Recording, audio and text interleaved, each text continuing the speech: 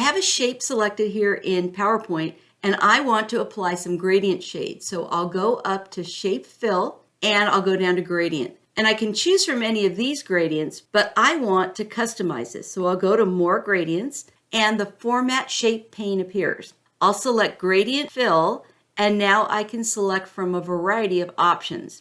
Now I'll focus on the gradient stops and notice there are 4 stops here. I'm going to click on the first stop, go to Color, and then I'm going to change that to orange. And then I'll go to the second stop, go to Color, I'll make that yellow, and I'll drag it a bit. I'll go to the third stop, change that color, I think I'll make that red, and then I can drag that in a bit.